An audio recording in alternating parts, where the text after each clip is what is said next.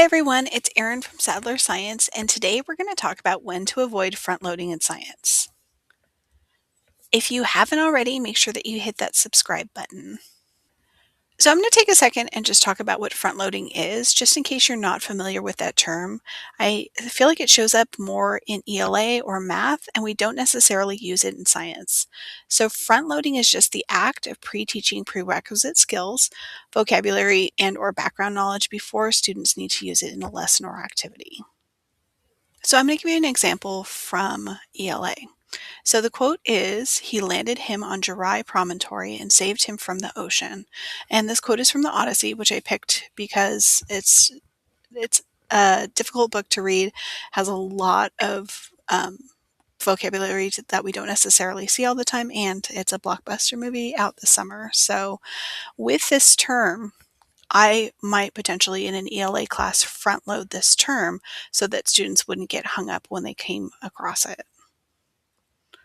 And the way that I might do that is by providing them with a definition and a picture of this rock formation so that they would know what it is.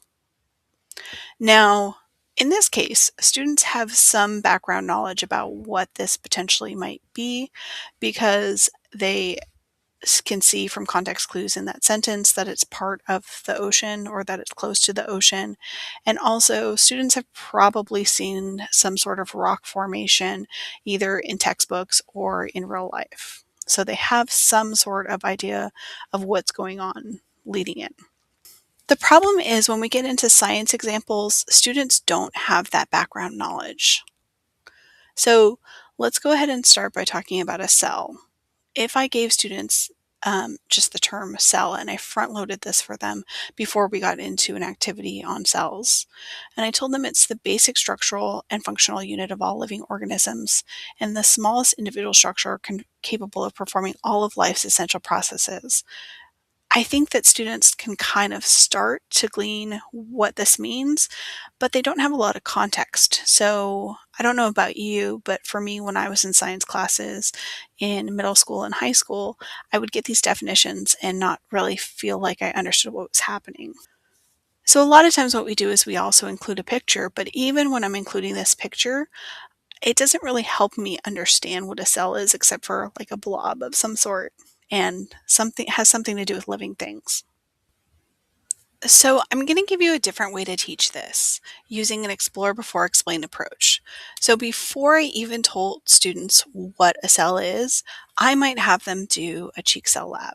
So students are going, if you're not familiar with this, they take a toothpick or something and gently scrape the inside of their cheek and make a microscope slide out of it. So in this case, this might be their first exposure to a cell. And I might do this without providing much background information at all, except for potentially how to use a microscope.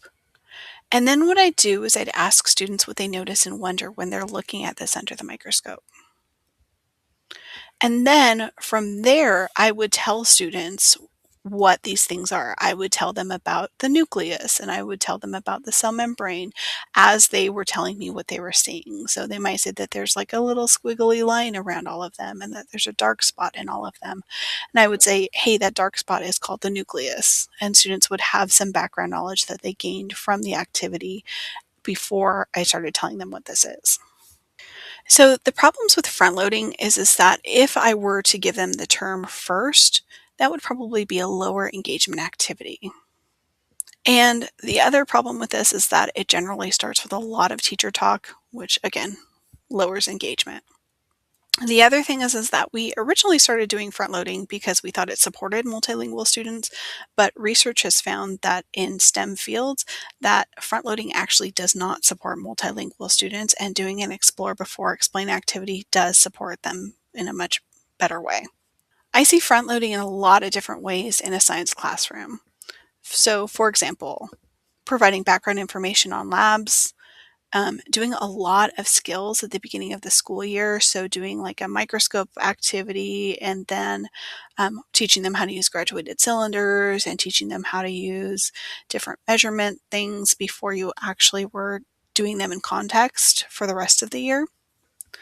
I see a lot of front loading of vocabulary, and then more and more I'm seeing people front load all of the cross-cutting concepts or all of the science and engineering practices at the front of the school year. So I'm going to give you an example of how I would teach the cross-cutting concepts in context rather than front loading them.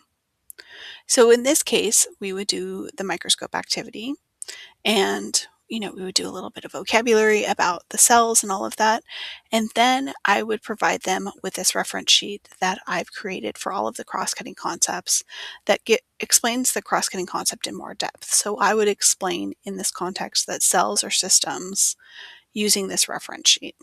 I might also provide them with some additional vocabulary for the cross-cutting concept just so that they have that to work with as they're working with a cross-cutting concept. So the first time that we use this particular cross-cutting concept, I would kind of explain it to them and make the connection for them so that they would know how to apply it. And then let's say that we're doing some sort of plant cell activity, then I could just give them a graphic organizer and kind of facilitate them filling it out so that they can make a connection to this particular cross-cutting concept. And then once I have this graphic organizer, I can reuse that over and over and over again when we're doing systems and system models. So you don't have to use this particular structure that I use, but I just wanted to kind of show you how you could introduce the cross-cutting concept alongside a disciplinary core idea, and then continue to go back and reference that over and over again throughout your school year. So this doesn't mean that we never front load information.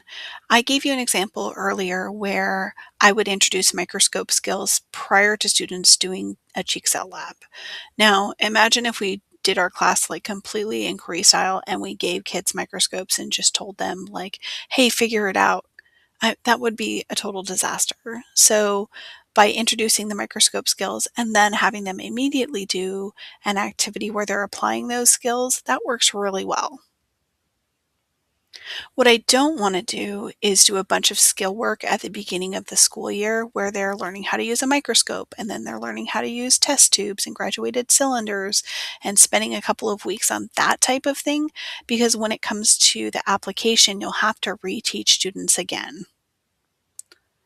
The other thing that I've noticed is that those activities tend to be relatively low engagement, and there are some out there that are higher engagement activities, but you also end up wasting a lot of class time when you could just be teaching those skills more in context.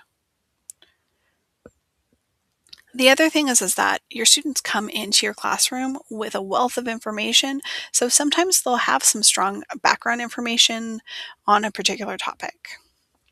So for a while, I worked in a small farming community and we started talking about selective breeding and things like that. And students immediately knew what I was talking about. And I was just giving them some terms to explain things that they already knew. The other thing is that I think you should carefully review a text prior to giving it to students and see if there's any terms that will trip them up. Ideally, you've taught them the science concepts prior to them reading something, and they're not learning these science concepts for the first time through reading. So maybe after I did the cheek cell activity, I would have students do some sort of reading about cells, and there they would get more information about like the cell theory or something like that. So they would have a lot of that information going in. We would have reviewed some vocabulary terms ahead of time, but I should still preview the text and see if there's anything else that I need to front load. The last thing that I want to say on this, and I've made a lot of videos and blog posts and all kinds of stuff about the scientific method, but I want to talk about this again really quick because I think that a lot of us are still caught up in teaching the scientific method rather than teaching individual science and engineering practices. So one of the intentions with the NGSS in moving away from the scientific method and teaching the scientific method as a whole was to help students get better at individual practices before we have them put it together. And I also made a whole video on this, so I will make sure to link to that just in case you're curious about that. But I think it's really important that we don't front load the scientific method at the beginning of the school year. Okay, so that is everything that I have to say today about when to avoid front loading in science. I look forward to your questions. Go ahead and drop them in the comments below.